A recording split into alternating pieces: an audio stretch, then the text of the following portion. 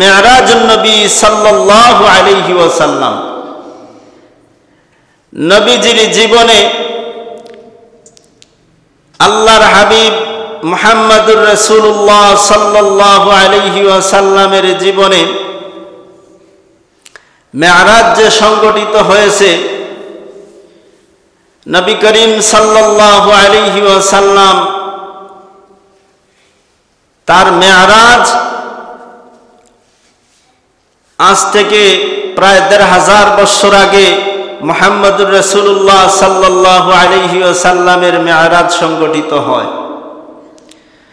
তো মেরাজের আলোচনা আজকে এই মেরাজুন নবী সাল্লাল্লাহু আলাইহি ওয়াসাল্লাম উপলক্ষে যে আয়োজন হয়েছে, যেহেতু মেরাজুন নবী সাল্লাল্লাহু আলাইহি ওয়াসাল্লামের মাহফিল, এই জন্য মেরাজ নিয়ে কিছু আলোচনা করব। নবী করিম সাল্লাল্লাহু আলাইহি ওয়াসাল্লামের মেরাজ যখন হয়, মেরাজ হওয়ার পূর্বে মক্কার মধ্যে রাসূলুল্লাহ সাল্লাল্লাহু আলাইহি ওয়াসাল্লাম যখন একেবারে নিঃস্ব হয়ে গেলেন, নবীজির চাচা আবু তালিব তিনি ইন্তেকাল করলেন, নবীজি পেরেশানিতে পড়ে গেলেন। ইন্তেকালের পরে কিছুদিনের ভিতরে খাদিজা রাদিয়াল্লাহু তাআলা আনহাও ইন্তেকাল করলেন। নবীজি এখন শুধু চিন্তা করেন আর কাঁদেন। তায়েফের জমিনে গেলেন দাওয়াত দিতে। তায়েফবাসীরা নবীজির উপরে অত্যাচার করলো, আক্রমণ করলো, নবীকে আঘাত করলো, রক্তাক্ত করলো। নবী করিম সাল্লাল্লাহু আলাইহি ওয়াসাল্লাম এই ব্যথা বেদনা নিয়া রাসূলুল্লাহ সাল্লাল্লাহু আলাইহি ওয়াসাল্লাম হাতিমে কাবার মধ্যে ঘুমিয়ে আছেন। হাতিমে কাবার মধ্যে ঘুমিয়ে আছেন। রাসূলুল্লাহ সাল্লাল্লাহু আলাইহি ওয়াসাল্লামের যখন হাতিমে কাবার মধ্যে ঘুমিয়েছিলেন, এই সময় জিবরাইল আলাইহিস সালাতু ওয়াস সালাম আয়েশা হাজির হলেন। আল্লাহর রাসূল সাল্লাল্লাহু আলাইহি ওয়াসাল্লামকে ঘুম থেকে জাগালেন। কিভাবে জাগাবেন? কিতাবের মধ্যে আসে আল্লাহর রাসূল সাল্লাল্লাহু আলাইহি ওয়াসাল্লামকে ঘুম থেকে জাগানোর জন্য জিবরাইল আলাইহিস সালাতু ওয়াস সালাম রাসূলুল্লাহ সাল্লাল্লাহু আলাইহি ওয়াসাল্লামের কদম মোবারকের মধ্যে জিহ্বা দিয়ে লেহন করলেন। বলুন সুবহানাল্লাহ। আল্লাহর নবী মুহাম্মদুর রাসূলুল্লাহ সাল্লাল্লাহু আলাইহি ওয়াসাল্লামকে আল্লাহর হাবিব দাওয়াত দিলেন। আল্লাহর হাবিবকে দাওয়াত দিলেন। আল্লাহ রাব্বুল আলামিন জিবরাইল আলাইহিস সালাতু ওয়াস সালামকে পাঠালেন। জিবরাইল, যাও আমার বন্ধুর মনের মধ্যে কষ্ট ব্যথা বেদনা নিয়া মক্কার মধ্যে হাতিমে কাবায় শুয়ে আছেন, আরাম করতেছেন। যাও জিবরাইল, এই মুহূর্তে আমার হাবিবকে গিয়ে দাওয়াত দাও, আমার বাড়িতে আমার হাবিব মেরাজ করবেন। মেরাজের দাওয়াত দিলেন। জিবরাইল আলাইহিস সালাতু ওয়াস সালাম আল্লাহর হাবিবের নিকটে আসলেন। আয়েশা রাসূলুল্লাহ সাল্লাল্লাহু আলাইহি ওয়াসাল্লামকে ঘুম থেকে জাগালেন। ঘুম থেকে জাগানোর পরে আল্লাহর হাবিবের সিনা সাক করা হলো। সিনা সাক করলেন জিবরাইল আলাইহিস সালাতু ওয়াস সালাম। জমজম কূপের পানি দ্বারা আল্লাহর রাসূল সাল্লাল্লাহু আলাইহি ওয়াসাল্লামের দেহের ভিতরের সমস্ত কিছু ধৌত করলেন। আবার জিবরাইল আলাইহিস সালাতু ওয়াস সালাম তার শাহাদাত আঙ্গুলের মধ্যে তুতু মুবারক লাগিয়ে জোড়া লাগিয়ে দিলেন। বলুন সুবহানাল্লাহ। রাসূলুল্লাহ সাল্লাল্লাহু আলাইহি ওয়াসাল্লামের মেরাজ এখান থেকে শুরু হয়ে যায়। আমি যে আপনাদের সামনে আয়াতে কারিমা তেলাওয়াত করেছি, তেলাওয়াতকৃত আয়াতের মধ্যে আল্লাহ রাব্বুল আলামিন বলতেছেন তার হাবিব মুহাম্মদ সাল্লাল্লাহু আলাইহি ওয়াসাল্লামকে রাতের কিছু সময়ের ভিতরে বায়তুল্লাহ থেকে বায়তুল মুকাদ্দাস ভ্রমণ করালেন। বলুন সুবহানাল্লাহ। বায়তুল্লাহ থেকে বায়তুল মুকাদ্দাস পর্যন্ত ভ্রমণ, এটাকে ইসরা বলা হয়। আর ঊর্ধ্ব ভ্রমণ যেটা, সেটা হলো মেরাজ। ইসরা শুরু হলো বায়তুল্লাহ থেকে বায়তুল মুকাদ্দাস পর্যন্ত হলো ইসরা। জিবরাইল আলাইহিস সালাতু ওয়াস সালাম আল্লাহর হাবিবকে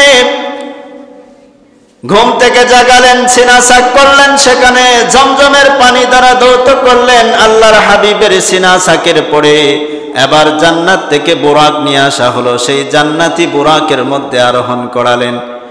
আল্লাহর রাসূল সাল্লাল্লাহু আলাইহি ওয়াসাল্লাম জান্নাতি বুরাকের মধ্যে আরোহণ করলেন। রাসূলুল্লাহ সাল্লাল্লাহু আলাইহি ওয়াসাল্লামকে বায়তুল্লাহ থেকে হাতিমে কাবা থেকে জিবরাইল আলাইহিস সালাতু ওয়াস সালাম নিয়ে রওনা দিলেন বুরাকে চড়ে। বুরাকে করে যখন রওনা দিলেন, আল্লাহর হাবিবকে এমন একটা জায়গার মধ্যে নিয়ে যাওয়া হলো, সেই জায়গার মধ্যে দেখা যায় শুধু খাজুর গাছ আর খাজুর গাছ। এই খাজুর গাছের বাগান দেখা যায়, চতুর্দিকে শুধু খাজুর গাছের বাগান। আল্লাহর নবী জিজ্ঞেস করলেন, ও জিবরাইল, ওই যে খাজুরের বাগান দেখা যায়, এটা কোন জায়গা? জিবরাইল আলাইহিস সালাতু ওয়াস সালাম বললেন, ইয়া রাসূলুল্লাহ, ইয়া হাবিবাল্লাহ, আমরা এই মুহূর্তে এখানে বিশ্রাম নেব, এখানে 2 রাকাত নামাজ আদায় করা হবে। যেই জায়গাটার নাম হলো ইয়াসরিব। কোন জায়গা? ইয়াসরিব। সেই ইয়াসরিবের মধ্যে আল্লাহর রাসূল সাল্লাল্লাহু আলাইহি ওয়াসাল্লামকে 2 রাকাত নামাজ আদায়ের জন্য বললেন। জিবরাইল আলাইহিস সালাতু ওয়াস সালাম আল্লাহর হুকুমে জিবরাইল আলাইহিস সালাতু ওয়াস সালাম নবীকে বললেন, নবীজি সেখানে এই ইয়াসরিব নামক যে জায়গা, এই ইয়াসরিব নামক জায়গার মধ্যে আল্লাহর রাসূল সাল্লাল্লাহু আলাইহি ওয়াসাল্লাম 2 রাকাত নামাজ আদায় করলেন। জিবরাইল বললেন, ইয়া রাসূলুল্লাহ, ইয়া হাবিবাল্লাহ, কিছুদিনের ভিতরেই আপনি ওই জায়গার মধ্যে আগমন করবেন, আর ওই জায়গাটা ইয়াসরিব থাকবে না, আপনার কদমের ছোঁয়ায় ওই জায়গাটা হয়ে যাবে মদিনা মুনাওয়ারা। বলুন সুবহানাল্লাহ। মদিনা মুনাওয়ারা হয়ে যাবে, মদিনাতুর রাসূল হয়ে যাবে। এই মদিনা শহরটা তখন আপনার অধীনে থাকবে। মদিনার সকল মানুষ আপনার কাছে কালেমা পড়ে মুসলমান হয়ে যাবে, ইমানদার হয়ে যাবে। ইয়া রাসূলুল্লাহ, ইয়া হাবিবাল্লাহ, আপনি এখানে নামাজ আদায় করুন। আল্লাহর নবী 2 রাকাত নামাজ আদায় করলেন। এবার রাসূলকে নিয়ে ঊর্ধ্বগমনে রওনা দিলেন। জিবরাইল আলাইহিস সালাতু ওয়াস সালাম আল্লাহর হাবিবকে নিয়ে বুরাকে চড়ে আবার সামনে রওনা দিলেন। সামনে যাইতে যাইতে হঠাৎ করে রাসূলুল্লাহ সাল্লাল্লাহু আলাইহি ওয়াসাল্লামের নাকের মধ্যে জান্নাতের ঘ্রাণ আসে, সুঘ্রাণ আসতেছে। আল্লাহর নবী বললেন, জিবরাইল, আমি তো নাকের মধ্যে জান্নাতের ঘ্রাণ পাইতেছি। ও জিবরাইল, এটা কোন জায়গা? এখান থেকে জান্নাতের ঘ্রাণ আসতেছে। জিবরাইল আলাইহিস সালাতু ওয়াস সালাম বললেন, ইয়া রাসূলুল্লাহ, ইয়া হাবিবাল্লাহ, এটা এমন এক জায়গা, এখানে এক আল্লাহর বান্দির কবর। এই কবরটাকে আল্লাহ রাব্বুল আলামিন জান্নাত করে রেখে দিয়েছেন। বলুন সুবহানাল্লাহ। এই কোন আল্লাহর বান্দি? এমন আল্লাহর বান্দি যেই আল্লাহর বান্দির উপরে ফেরাউন নির্যাতন করেছিল, ফেরাউন তার মেয়েদেরকে হত্যা করেছিল। এই জায়গার মধ্যে মা মেয়ে 3 জনকে সেখানে দাফন করা হয়েছে। এই জায়গাটা আল্লাহ রাব্বুল আলামিন জান্নাতে রূপান্তরিত করে রেখে দিয়েছেন। বলুন সুবহানাল্লাহ। এই আল্লাহর বান্দির নাম ছিল, আল্লাহর বান্দি এমন একজন আল্লাহর বান্দি, তাকওয়াবান আল্লাহর বান্দি ছিলেন, নেককারিনী ছিলেন। ফেরাউন তার কর্মচারী নিযুক্ত করলো এই মহিলাকে, তার মেয়ের জন্য কর্মচারী হিসাবে, কাজের মানুষ হিসাবে নিযুক্ত করলো। ফেরাউনের মেয়ের মাথা আশ্রায়া দেন, প্রতিদিন সুন্দর করে মাথা আশ্রায়া দেন। হঠাৎ করে মাথা আশ্রানি অবস্থায় আল্লাহর বান্দির হাত থেকে চিরুনিটা পড়ে যায়। আল্লাহর বান্দির যখন এই চিরুনিটা হাত থেকে তুলতে যাবেন, নিচ থেকে তুলতে যাবেন, এই সময় আল্লাহর বান্দির জবান থেকে বের হয়ে যায় আল্লাহু আকবার। আল্লাহু আকবার যখন উচ্চারণ করলেন, ফেরাউনের মেয়ে তখন বলতেছে, ও আল্লাহর বান্দি তুমি যে নামটা উচ্চারণ করলাম, আমার বাবাই তো হলো খোদা, আমার বাবার নাম নিলা নাকি অন্য খোদার নাম নিলাম? এই আল্লাহর বান্দি তখন বলতেছেন, হে ফেরাউনের কন্যা, জেনে রাখো তোমার বাবাকে যিনি সৃষ্টি করেছেন, আমাকে যিনি সৃষ্টি করেছেন, গোটা বিশ্ব যিনি সৃষ্টি করেছেন, কুল কায়নাত যিনি সৃষ্টি করেছেন, তিনি হলেন মহান আল্লাহ। সেই আল্লাহর নাম আমি নিলাম। এবার ফেরাউনের কন্যা ফেরাউনের কাছে বিচার দেয়, ও বাবা শুনছো, তোমার চাইতে নাকি বড় খোদা আছে? কে বলল? ওই দাসী বলেছে। ওই দাসী বলেছে। মাশেতা নাম ছিল তার, আল্লাহর বান্দির নাম ছিল মাশেতা। এই মাশেতা বলেছে তোমার চাইতে নাকি বড় খোদা আরো আছে। এবার ফেরাউন রাগান্বিত হয়ে গেল। রাগান্বিত হইয়া ওই মাশেতাকে অত্যাচার করার জন্যে, তার উপরে নির্যাতন করার জন্যে ফেরাউনের সৈন্যবাহিনী পাঠিয়ে দিল। ফেরাউনের সৈন্যরা তাকে বন্দী করলো।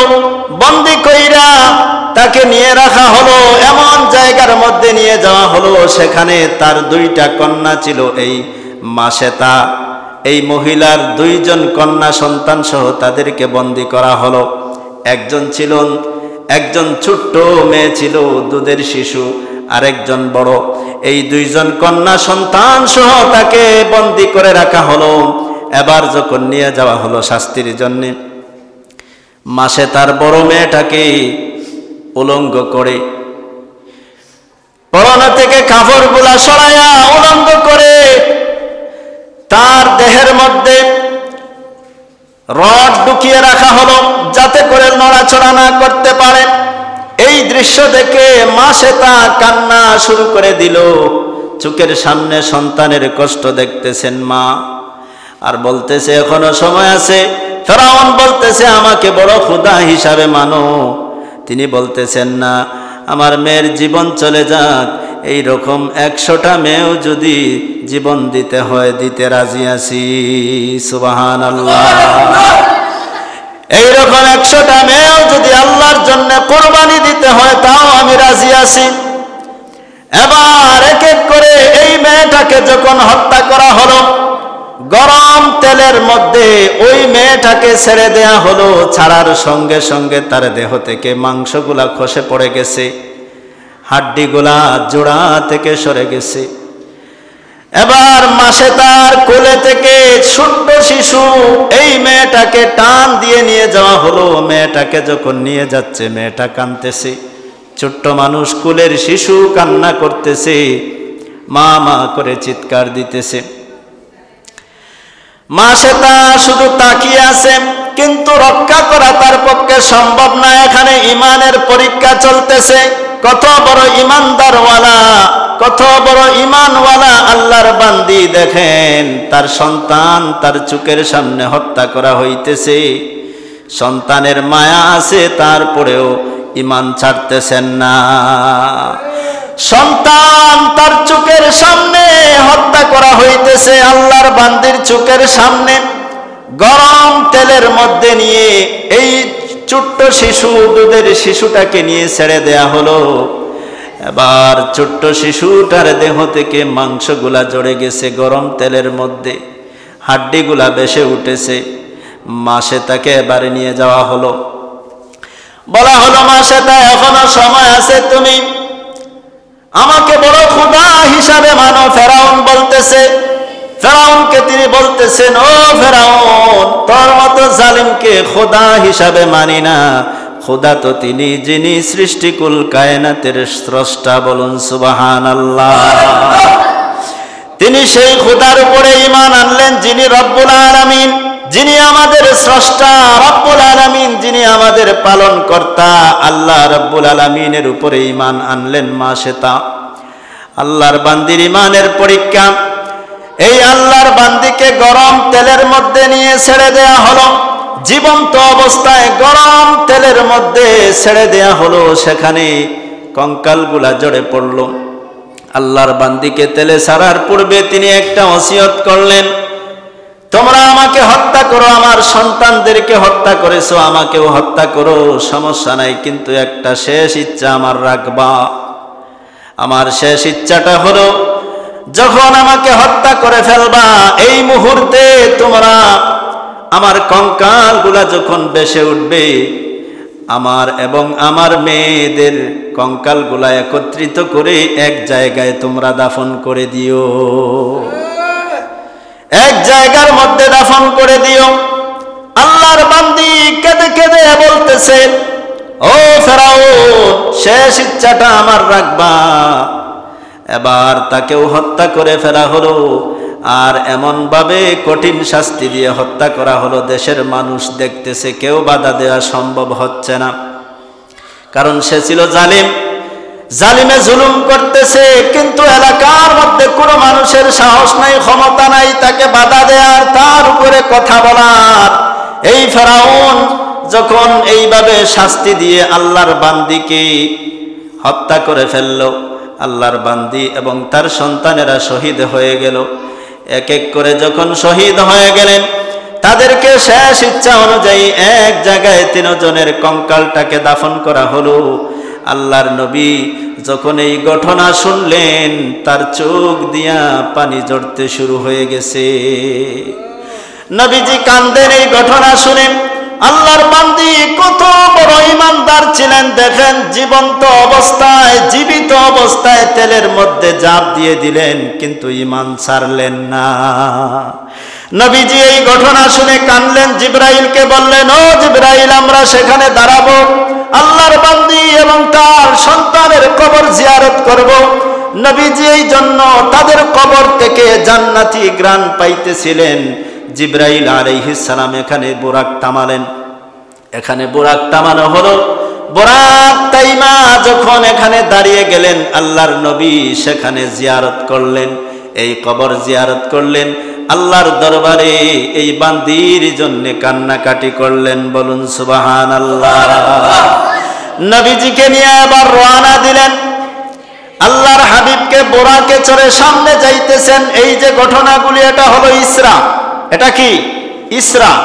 আল্লাহর নবী মুহাম্মদুর রাসূলুল্লাহ সাল্লাল্লাহু আলাইহি ওয়াসাল্লামকে ইসরা করানো হইতেছে। আল্লাহর নবী মুহাম্মদুর রাসূলুল্লাহ সাল্লাল্লাহু আলাইহি ওয়াসাল্লাম সামনে যাইতেছেন, সামনে যাইতেছেন। এবার একটা পাহাড়ের সামনে দাঁড় করানো হলো। জিবরাইল আলাইহিস সালাতু ওয়াস সালাম বুরাকটাকে পাহাড়ের সামনে দাঁড় করালেন। জিজ্ঞেস করলেন, ও জিবরাইল, এটা কোন পাহাড়, এখানে কেন দাঁড় করাইলাম? জিবরাইল বললেন, ইয়া রাসূলুল্লাহ, ইয়া হাবিবাল্লাহ, এটা ওই পাহাড় যেই পাহাড়ের মধ্যে সাইয়্যিদুনা মূসা আলাইহিস সালাতু ওয়াস সালাম আল্লাহকে দেখতে চেয়েছিলেন, আল্লাহ রাব্বুল আলামিনের সাক্ষাৎ চেয়েছিলেন আল্লাহকে দেখার জন্য। মূসা আলাইহিস সালাতু ওয়াস সালাম প্রতিদিন সেখানে এসে আল্লাহ রাব্বুল আলামিনের সঙ্গে সাক্ষাৎ করার জন্য বলতেন। আল্লাহ রাব্বুল আলামিন একদিন তাকে সাক্ষাৎ দিলেন, ওই পাহাড়টা আল্লাহর নূরের তাজাল্লিতে জ্বলে ছাই হয়ে যায়। ওই পাহাড়ের মধ্যে আল্লাহর হাবিবকে দাঁড় করালেন, সেখানে 2 রাকাত নামাজ আদায় করলেন। এবার সামনে অগ্রসর হলেন, এখান থেকে রওনা দিলেন আল্লাহর হাবিব। একে একে আল্লাহর হাবিবকে এই সমস্ত জায়গা প্রদর্শন করিয়ে আল্লাহর হাবিবকে সামনে নিয়ে যাওয়া হলো। আল্লাহর নবী মুহাম্মদুর রাসূলুল্লাহ সাল্লাল্লাহু আলাইহি ওয়াসাল্লামকে যখন সামনে নিয়ে গেলেন, যাইতে যাইতে বাইতুল মুকাদ্দাস পর্যন্ত পৌঁছে গেলেন। বলুন সুবহানাল্লাহ। কত দিনের রাস্তা বাইতুল মুকাদ্দাস? মক্কা থেকে 15 দিনের রাস্তা। যাইতে হলে 15 দিন লাগে, ঘোড়ায় দৌড়াইয়া কয়দিন? 15 দিন। আসতে হলে 15 দিন, মোট 1 মাসের রাস্তা। বলুন সুবহানাল্লাহ। একটা ঘোড়া দিয়া দৌড়াইয়া, দ্রুতগামী ঘোড়া নিয়ে যদি আপনি বায়তুল্লাহ থেকে বাইতুল মুকাদ্দাসে যাইতে চান, সেই ঘোড়াটা দৌড়াইতে দৌড়াইতে 15 দিন সময় লাগবে। কতদিন? 15 দিন সময় লাগবে বাইতুল মুকাদ্দাস পর্যন্ত পৌঁছতে। সেখানে পৌঁছলেন আল্লাহর হাবিব। সেখান থেকে আসতে আবার 15 দিন, মোট 1 মাসের রাস্তা। কত দিনের রাস্তা? 1 মাসের রাস্তা। তো আল্লাহর হাবিব মুহাম্মদুর রাসূলুল্লাহ সাল্লাল্লাহু আলাইহি ওয়াসাল্লামকে নিয়ে বাইতুল মুকাদ্দাস পর্যন্ত যাওয়া হলো। কিসে করে? বোরাকে করে। সেই বোরাকটা বাইতুল মুকাদ্দাসের এক জায়গায় এক কোণার মধ্যে বেঁধে রাখা হলো। আল্লাহর হাবিব যখন বাইতুল মুকাদ্দাসে পৌঁছলেন, সেখানে আল্লাহর হাবিবের আগমনে সবাই সালাম দিতেছে। হাজার হাজার লক্ষ লক্ষ মানুষ দেখা যায় নবীকে সালাম দিতেছে। ইয়া আউয়ালু ইয়া আখিরু, ইয়া আউয়ালু ইয়া আখিরু বলে নবীজিকে সালাম দিতেছে। ইয়া আউয়ালাল আউয়ালিন ইয়া আখিরাল আখিরিন, আল্লাহর হাবিবকে সালাম দিতেছে, মারহাবা স্বাগতম জানাইতেছে। আল্লাহর হাবিব জিবরাইলকে জিজ্ঞেস করলেন, জিবরাইল ওই মানুষগুলা কারা? লক্ষ লক্ষ মানুষ দেখা যায়, এই অসংখ্য গণিত মানুষগুলা কারা? আল্লাহর হাবিবকে জিবরাইল জবাব দিলেন, ইয়া রাসূলুল্লাহ, ইয়া হাবিবাল্লাহ, এই যে লক্ষ লক্ষ হাজার হাজার লক্ষ লক্ষ মানুষ আপনি দেখতেছেন, এরা হলেন আল্লাহ রাব্বুল আলামিন পৃথিবীর সূচনা থেকে নিয়ে আপনি আসা পর্যন্ত যত পয়গাম্বর পৃথিবীতে পাঠিয়েছেন, ওই সমস্ত পয়গাম্বরেরা এই মসজিদে আকসার মধ্যে শামিল হয়েছেন। বলুন সুবহানাল্লাহ। আল্লাহ রাব্বুল আলামিন এই সকল নবী রাসূলদেরকে এখানে শামিল করলেন। বিশাল মাহফিলের আয়োজন করা হলো। আল্লাহর হাবিবকে সামনে নিয়ে জিবরাইল আলাইহিস সালাতু ওয়াস সালাম আল্লাহর হাবিবকে ইমামের কাতারে দাঁড় করিয়ে দিলেন। সেখানে পয়গম্বরদের নিয়ে নবীজি 2 রাকাত নামাজ আদায় করলেন। এই জন্য নবীজি হলেন ইমামুল মুরসালিন। বলুন সুবহানাল্লাহ। নবীজি ইমামুল মুরসালিন, আল্লাহর হাবিব রাহমাতুল লিল আলামিন, তার ইমামতিতে সমস্ত নবী রাসূলেরা নামাজ আদায় করলেন। কয় রাকাত? 2 রাকাত নামাজ আদায় করলেন। বাইতুল মুকাদ্দাসে 2 রাকাত নামাজ আদায় করা হলো। এবার সেই বাইতুল মুকাদ্দাসের মধ্যে আল্লাহ রাব্বুল আলামিন যে মাহফিলের আয়োজন করলেন, সেখানে বক্তব্য দিলেন মোট 6 জন। কয়জন? 6 জন বক্তব্য দিলেন। বক্তা কয়জন? 6 জন বক্তা। 1,24,000 মতান্তরে 2,24,000 নবী রাসূলদের মধ্যে বক্তা হলেন 6 জন। কয়জন? 6 জন বক্তা। এর মধ্যে আপনার আমার নবী হলেন 1 জন, বাকি নবীরা হলেন 5 জন। বলুন সুবহানাল্লাহ। সেই বক্তারা বক্তব্য দিতেছেন। এক এক করে এই 5 জন বক্তা বক্তৃতা দিলেন, নিজের বক্তব্য দিলেন, নিজের গুণগান গাইলেন।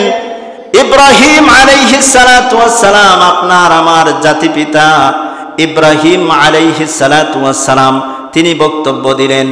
আল্লাহ রাব্বুল আলামিন যে তাকে খলিল বানালেন, বন্ধু বানালেন, এই জন্য আল্লাহর প্রশংসা তিনি আদায় করলেন, গুণগান করলেন, তার গুণগান করলেন, আল্লাহর শুকরিয়া আদায় করলেন। বলুন সুবহানাল্লাহ। এইভাবে আল্লাহর হাবিব মুহাম্মদুর রাসূলুল্লাহ সাল্লাল্লাহু আলাইহি ওয়াসাল্লামকে বাইতুল মুকাদ্দাসে পৌঁছানো হলো। বাইতুল মুকাদ্দাসে পৌঁছার আগে ইসরা করানোর সময় আল্লাহর হাবিব রাস্তার মধ্যে আরেকটা বাড়ির মধ্যে বিশ্রাম নেওয়া হলো। বাড়ির মধ্যে নিয়ে বুরাক রাখা হলো। নবীজি জিজ্ঞেস করলেন, এই বাড়িটা কার? এই বাড়িটা কার বাড়ি? আমরা যে এখন সেখানে নামলাম, এটা কার বাড়ি? জিবরাইল বললেন, ইয়া রাসূলুল্লাহ, ইয়া হাবিবাল্লাহ, ইনি হলেন শুআইব আলাইহিস সালাতু ওয়াস সালাম। হযরত শুআইব আলাইহিস সালাতু ওয়াস সালামের বাড়িতে আল্লাহর হাবিবকে 2 রাকাত নামাজ আদায় করালেন। বলুন সুবহানাল্লাহ। আর অনেক লম্বা ঘটনা। আল্লাহর হাবিব বাইতুল মুকাদ্দাসে গেলেন। বাইতুল মুকাদ্দাসে যাওয়া হলো।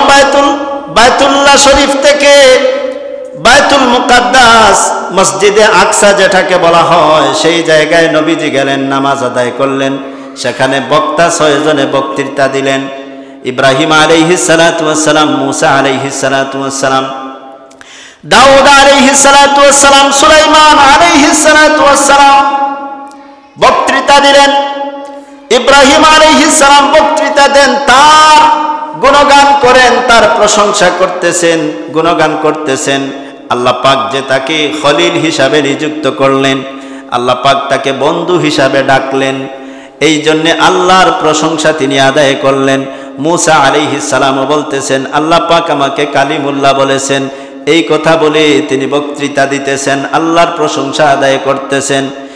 দাউদ আলাইহিস সালাতু ওয়াস সালাম বলতেছেন, তার বক্তব্যের মধ্যে তিনি বলতেছেন আল্লাহ রাব্বুল আলামিন আমাকে এমন ক্ষমতা দিয়েছেন, আল্লাহ পাক আমাকে কিতাব নাজিল করলেন, আমার উপরে কিতাব দিলেন, আর সেই কিতাব শোনানোর জন্য একটা সুন্দর কণ্ঠ আমাকে দান করে দিলেন। বলুন সুবহানাল্লাহ।